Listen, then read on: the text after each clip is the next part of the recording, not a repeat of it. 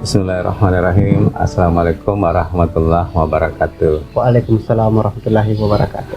Sahabat Batara Aji Sakila Channel, kembali kita berjumpa dalam bincang-bincang sejarah dan budaya, khususnya sejarah dan budaya Bone. Nah, kali ini kita tetap akan melanjutkan bincang-bincang kita dalam sub Pangandaran, yaitu Wari, di mana pada kesempatan kali ini kita akan berbincang-bincang, saya dan bersama adik, salah satu pemuda pencinta budaya, akan bersama-sama berbincang-bincang tentang Wari, di mana pada kesempatan ini kita akan membahas tentang etika berbusana dalam khasana pakaian atau busana adat Bone. Terima kasih banyak Puang atas kesempatan yang sangat luar biasa ini bisa bergabung di channel Batara Aji Sakila. Apalagi ini mau membahas tentang berbusana. Saya mau tanya Puang, dalam hal berbusana itu apakah termasuk di Wari juga? Terima kasih atas pertanyaannya. Ini sebuah pertanyaan yang bagus dan juga sekaligus menjawab tantangan berbusana di zaman sekarang ini, karena jujur kita sekarang secara pribadi miris melihat tentang di sebagian daripada kita yang menggunakan kostum Bugis yang sekarang boleh dikata sebagian sangat kacau. Pertanyaan tadi, dalam etika berbusana apakah juga masuk dalam Wari? Ini sangat jelas adat atau pengadaran mengatur tentang itu, dimana dalam khasana budaya Bone, kostum itu juga dibagi. Jadi manusia Bone khususnya mulai kecil itu memiliki tingkatan-tingkatan pakaian. Katakan mulai kecil, masih bayi, masih balita atau ukuran bahasa sekarang Ya. Yang wanita memakai jempang. Kalau yang laki-laki memakai aco-aco gitu kan, untuk menutupi alat vitalnya. Seiring bertambahnya usia umur, bayi tadi ini udah agak besar, memakai, kalau wanita itu memakai namanya selawi. Selawi. Ya. Selawi itu apa itu? Selawi sejenis benda logam bulat, bundar, itu biasa digalungkan kepada anak bangsawan yang belum memakai kostum. Berkembang kemudian usia bertambah, wanita bangsa memakai baju namanya baju rawang. Terus kemudian dewasa memakai baju toko. Begitu juga laki-laki udah berbusana. Nah, disinilah busana itu adalah bahasa juga. Jadi setiap gerakan atau setiap atribut yang digunakan bangsawan di masa lalu itu memiliki arti tersendiri, memiliki simbol-simbol tersendiri, memiliki menyampaikan pesan-pesan tersendiri. Jadi kostum atau atribut atau aksesoris apa yang kita pakai itu adalah memberikan bahasa. Jadi warna ini adalah bahasa. Jadi di khasana Pangandaran Bone, khususnya Bone, itu warna tidak asal. Warna itu memiliki tempat, memiliki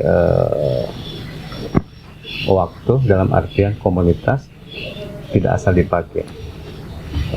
Warna tertinggi dalam etika busana Bugis itulah kuning. Kuning. Iya.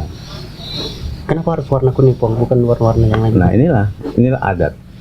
Karena dalam adat kita dikenal, pertama ada Mapur Onro, yang kedua ada Abiasang. Ada Mapur Onro ini adalah pakem, tidak boleh dirubah walaupun zaman berubah.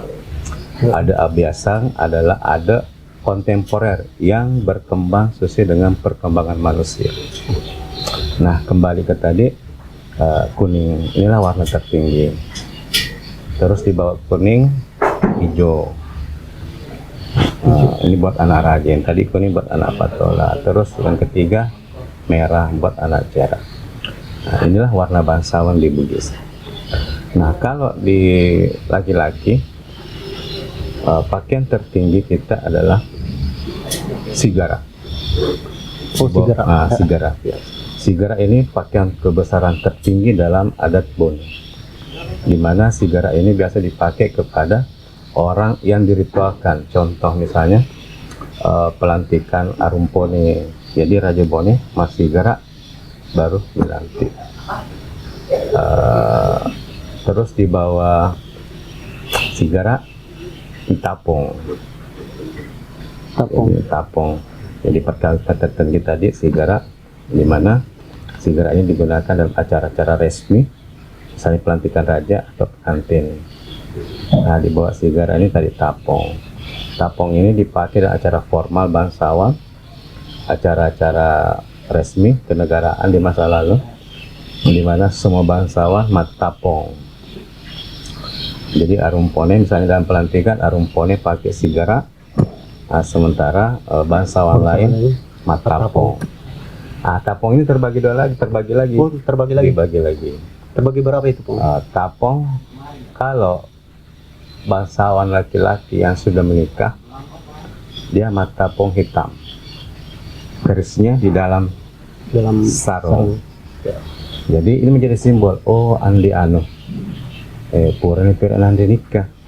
Jadi meskipun usianya masih muda, jika dia memakai tapung hitam dan kerisnya di dalam disampirkan dalam sarung, ya, itu memberi bahasa kepada audiens bahwa bangsawan tersebut telah menikah. Jadi istilahnya di sini kalau orang cara berpakaian, orang tidak bertanya dia sudah menikah atau bagaimana. Makanya tadi saya sampaikan dari awal bahwa bahasa ini, kostum ini, atribut ini, properti ini, aksesoris ini adalah bahasa. Semua adalah mewakili bahasa budaya. Yang kedua, tapung putih. Bagi bangsawan yang belum menikah, iya, itu memakai tapung putih. Oh, yang artinya dan kerisnya disampirkan di luar daripada sarung. Jadi kelihatan kerisnya. Disampirkan di tali benang di luar daripada tapong, kain tapong. Jadi nampak makita teroleh. Yang dia ada lampe pesumi, sis lampe tapi kalau lo mau kalian. Andiano begitu panjang kumisnya, sepanjang kerisnya misalkan. Tapi ternyata masih bujang, belum nikah. Itu kan maksudnya dia ini dari simbol bahasa. Jadi orang sudah melihat, oh si ini ternyata masih bujang. Jadi bila mana di masa lalu ada pihak keluarga yang ingin mengadakan perjodohan, terkadang di acara seperti itu kita melihat dari cara berpakaian, dari kostum yang digunakan. Oh, si ini masih gadis. Oh, si ini masih bujang. Terima kasih banyak Puang atas penjelasannya dari cara berbusana laki-lakinya, sehingga kita bisa tahu kalau dia masih single atau sudah nikah. Tapi kalau untuk perempuannya itu bagaimana, Puang? Di wanita pun juga begitu. Jadi bahasa itu, simbol itu atau warna itu memberi bahasa. Kalau gadis, kalau dia bangsawan, pasti satu, misalnya dia pakai hijau. Kalau dia belum nikah, dia pakai warna hijau muda. Kalau di bangsawan anak rajeng, dia pakai hijau muda. Setelah dia nikah, dia pakai warna hijau tua. Aksesorisnya kalau dia masih gadis, pinang goyang di kiri. Berarti ini simbol kembang menunggu kumbang. Kembang menunggu kumbang. Kalau dia anak cerak, pakai merah. Kalau dia masih belum nikah, gadis, dia pakai warna merah muda, bako, pink. Setelah dia menikah, dia pakai warna merah darah. Berarti itu sudah kelihatan bahwa oh Andi Anu sudah menikah. Dan simbolnya udah di kanan. Bunga sebelinya di kanan. Berarti dia sudah jangan ganggu diriku, aku sudah punya pasangan. Jadi dia sudah memakai bunga sibali di kanan, pakai king kanan. Jadi seperti itu.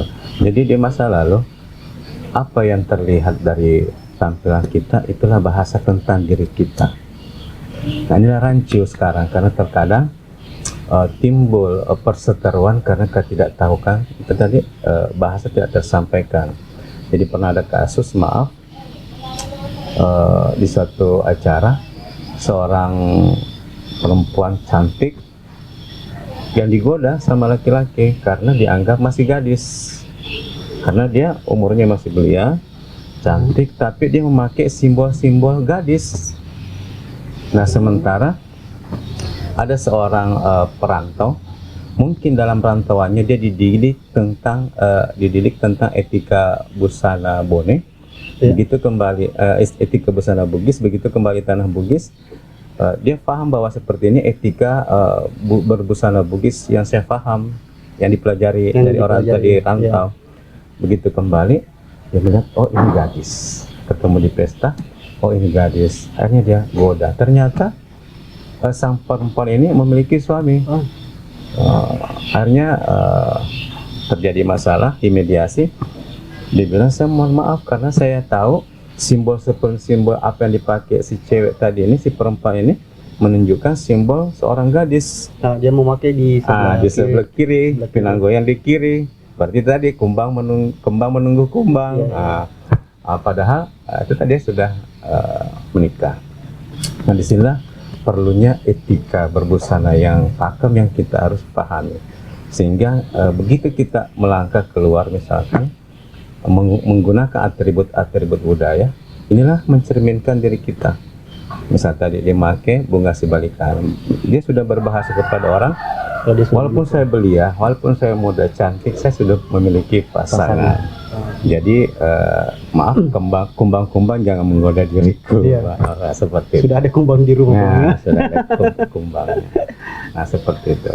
Jadi apa yang digunakan itulah bahasa. Dan ini semuanya pakem. Nah sekarang maaf, terkadang kita di suatu pesta kacau, maksudnya etika berbusana kadang kita bingung.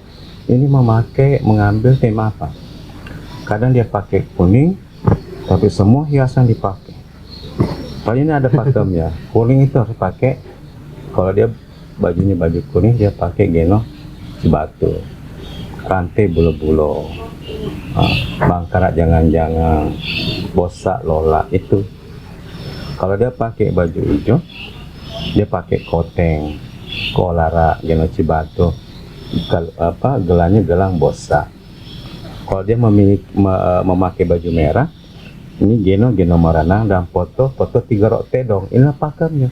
Nah sekarang terkadang kita melihat suatu acara perhelatan kacau, merasa berbusana ada, ternyata mengkacaukan budaya itu sendiri. Maaf, inilah perlunya diskusi-diskusi seperti ini, sehingga ada transfer itu tadi ilmu budaya, sehingga kita yang merasa pewaris budaya Bugis, kita harus menjaga tadi.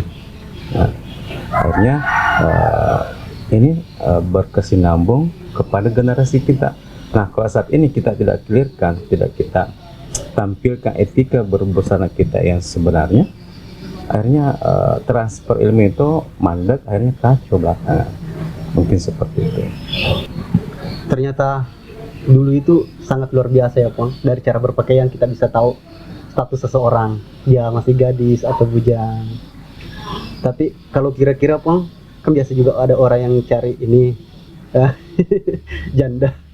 Kalau jandanya itu cara berbusananya itu bagaimana Pong? Atau kayak seperti gadis? Apakah ada simbol-simbol tertentu juga bagi janda begitu? Iya. Pertanyaannya ini yang menggelitik. Iya Pong, namanya juga status, ada single, ada ini, ada betul janda. Ya. Jadi dalam hasanah berbusana Bugis, di samping gadis, perjaka, udah menikah atau belum menikah, apakah janda, maaf, ada bahasa tersendiri juga atau simbol tersendiri. Nah di masa lalu etika berbusana kita juga mengatur sisi itu. Jadi wanita di masa lalu yang telah bersuami yang kemudian suaminya meninggal atau sudah tua, itu ada bahasa-bahasa tersendiri. Jadi kalau misalnya sudah seperti yang tadi udah janda, itu biasa memakai baju ini kamu mau terus lebih tua lagi memakai moncong bulo. Oh, jadi itu yang sekarang dijadikan istilah anak muda sekarang itu ungu warna janda, ungu warna, oh iya, iya. Terus kamu mau apa ini moncong bulo. Moncong bulo itu kok sekarang apa ya? Maron. Oh, merah maron. Maron. Iya. Terus lebih itu lagi kalau sudah sepuh, udah tua, udah usur, udah maaf nenek-nenek gitu kan, dia pakai baju nila biru dangker yang pekat, biru malam, hampir hitam, itu namanya baju nila. Jadi sepertilah bahasa-bahasa dulu. Jadi misalkan di satu acara melihat ada wanita yang menggunakan kostum seperti tadi yang kita sebutkan, berarti di masa lalu itu sudah pasti wanita tersebut berstatus seperti apa yang dia gunakan. Nah, inilah pentingnya itu tadi, maaf, tatanan budaya. Nah, saat ini ya seperti itu, mungkin ada seorang yang ingin melamar tapi melihat kostumnya seperti ini akhirnya mundur. Atau melihat kostum seperti mau maju akhirnya batal atau gimana. Jadi inilah perlunya bahasa budaya kita pahami, artinya tidak rancu, tidak kacau, seperti itu mungkin. Di dalam suatu acara saya juga pernah melihat baju bodo yang warna hitam dan ada warna putih. Apakah itu termasuk simbol juga, Pong? And action. Mengenai baju bodo hitam putih, apakah ini memiliki arti juga? Jelas. Khusus baju bodo putih itu biasa digunakan oleh induk pesusu. Induk pesusu ini terbagi dua, ada namanya Inata dan Kino. Tapi di pembahasan ini kita tidak membahas soal Inata dan Kino, kita cuma membahas soal warna. Nah, bagi induk pesusu baik itu Kino atau Inata, jika ia masih aktif sebagai induk pesusu atau ibu susuan, inang asuh, inang nyompar, ibu susuan, dia memakai baju putih. Kalau dia tadi statusnya Inata, dia pakai baju putih, sarung putih. Inata ini khusus memberi susuan kepada putra-putra mahkota. Jadi kostum Inata ini sama dengan kostum permaisuri saat permaisuri dalam masa tadi itu bersalin, masa nifas. Jadi induk pesusu ini memakai kostum baju bodo putih, sarung putih ini Inata. Bila mana Inata ini atau Kino ini sudah tidak lagi bisa menyusui pangeran, makanya dia berstatus induk rako.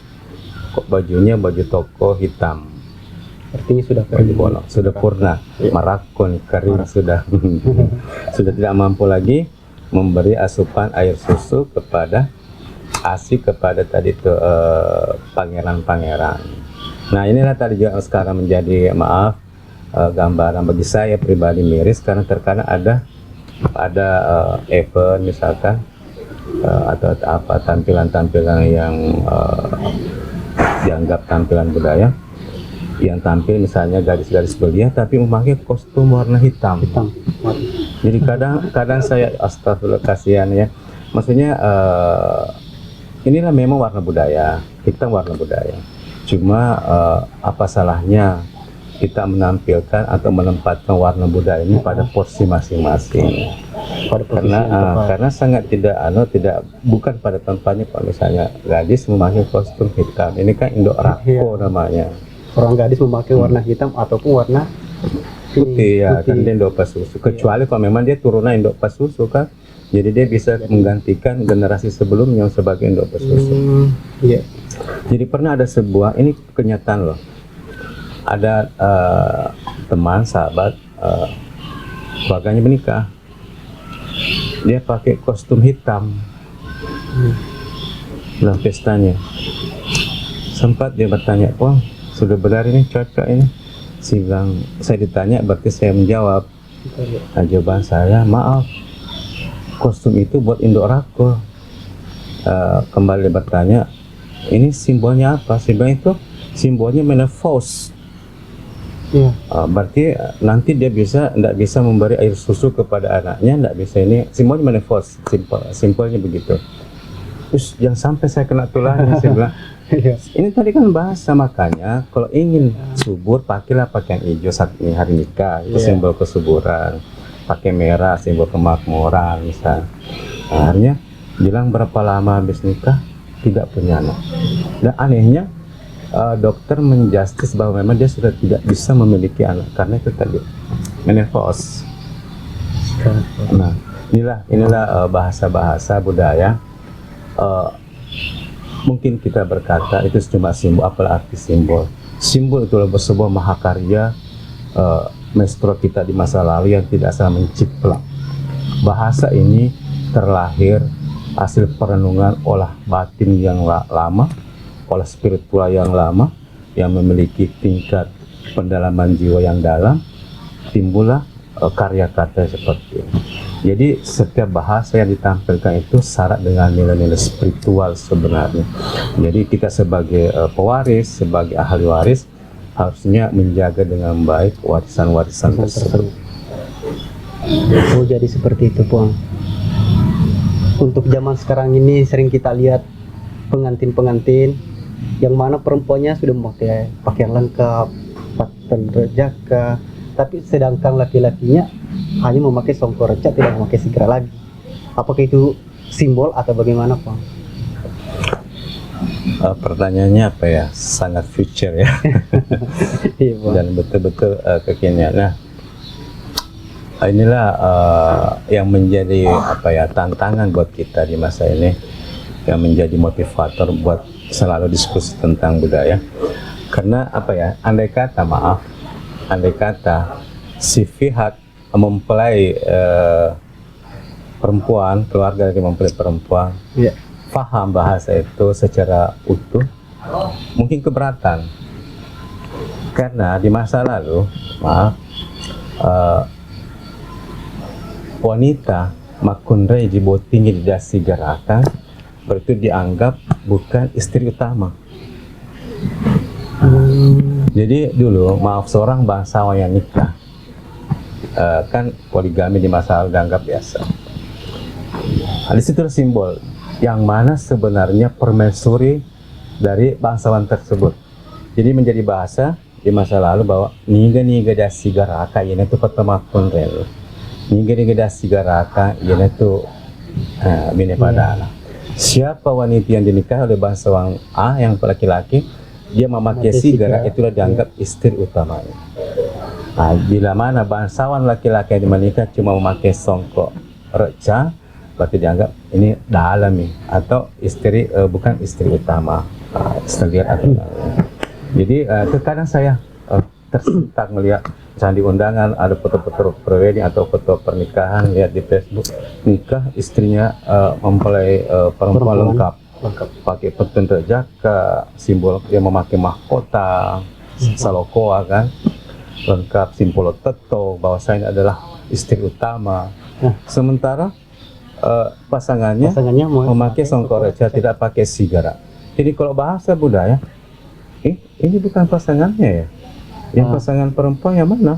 Karena dia pakai simbol teto, dia pakai paten rejaka, mahkota, otomatis dia istri utama, permaisuri, ratu. Sementara pasangan berarti bukan, dia nggak pakai sigara. Pasangan simbol teto dan paten rejaka ini adalah sigara. Jadi andai kata saya wanita memakai itu, terus dinikah oleh laki-laki yang cuma pakai songkok, tidak mau. Berarti dia menganggap saya bukan istri utamanya. Karena misalkan begitu. Jadi seandainya ada wanita paham, berarti kamu harus simpanan. Berharap memiliki ratu yang lain selain diriku, karena saya sudah memakai simbol-simbol yang ini, sementara dia tidak. Nah, itulah. dulu. Itulah simbol sigara adalah simbol utama daripada itu tadi. Jadi bila mana Mak Binefade dia selevel istri antara laki-laki dan perempuan, otomatis wanita tadi memakai patang rajaka mas simbol tetong, sementara yang laki-laki memakai sigara dan Geno Garuda, foto Pak Deko. Itulah tadi simbol-simbol kebesaran pengantin laki-laki. Nah sekarang inilah mungkin perlunya ada pengkaderan, ada perlunya diskusi-diskusi seperti ini, sehingga ini tadi kita revitalisasi. Kalau ada diklat mungkin untuk ini, ada pengkaderan, maaf, indah voting ya, ada diskusi itu. Jadi transfer budaya ini lebih transparan, seperti itu. Jadi bila mana ada di antara kita, keluarga kita yang ingin melakukan hajatan pernikahan, otomatis itu tadi kajilah kaidah-kaidah budaya itu tadi, etika berbusana. Jangan sampai kita sudah siap, misalnya kita di pihak perempuan sudah siap dengan simbol-simbol tadi ini kebesarannya, sementara yang datang pakai cuma begitu. Berarti sebenarnya maaf bahasanya kurang menghargai kesiapan mempelai perempuan dengan kostum kebesaran yang dipakai digunakan, sementara dia tidak memakai kostum kebesaran yang terbagi pasangan tadi. Nah, pasangan tadi simbol tetong, itu tadi sigara. Kalau ekstrim kan otomatis seandainya pihak yang tadi lebih paham. Kalau dia tadi pakai ini tadi songkok tebon, dia buka matanya. Ini sepadannya begitu gitu. Nah, inilah pentingnya begini diskusi-diskusi budaya, sehingga itu tadi bahasa budaya bisa tetap tersampaikan. Betul Pak.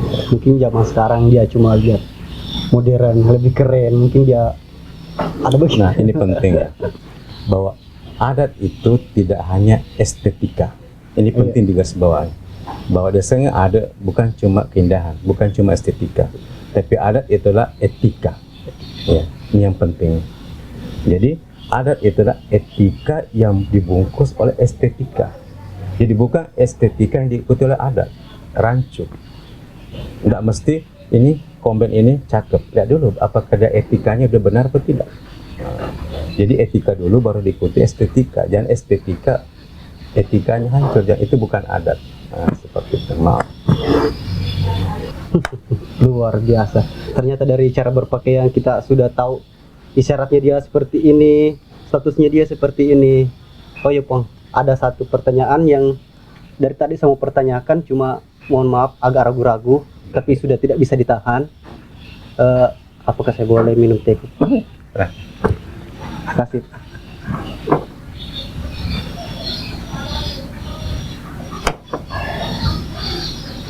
Satu kali lagi Pong. Berkahnya di bawah.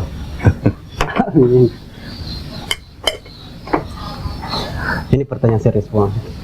Dari perbincangan kita tadi mungkin ada bisa dipetik, terutama zaman sekarang ini banyak yang pemahamnya ya mungkin seperti itu Pong, atau ada mungkin kesimpulannya bisa disampaikan Pong. Alhamdulillah, kesimpulan dari bincang-bincang kita kali ini menurut saya adalah bahwa ada atau pengedaran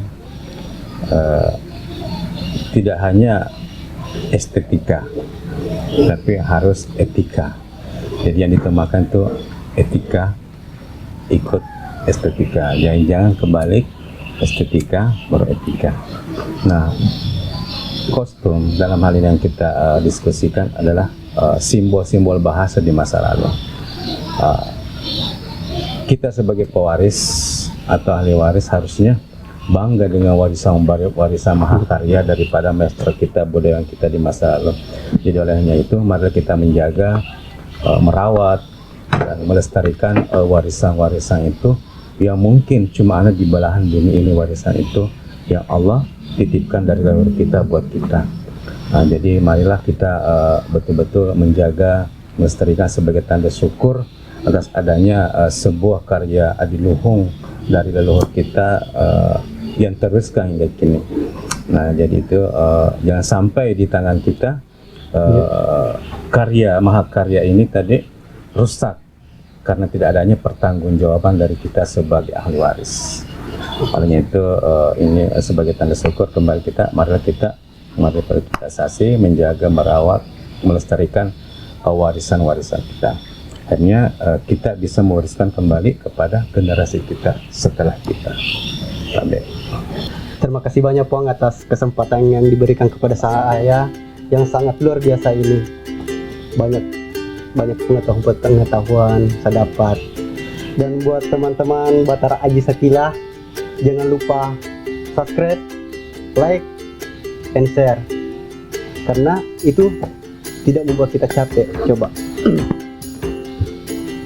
subscribe, tombol sedikit dipencet begini saja sedikit, cek, sudah subscribe. Geser-geser sedikit, ada tombol, ada like, tanda jempol begini, pencet, sudah masuk like, dan share, biar banyak orang yang mengetahui tentang budaya di channel ini. Terima kasih. Amin.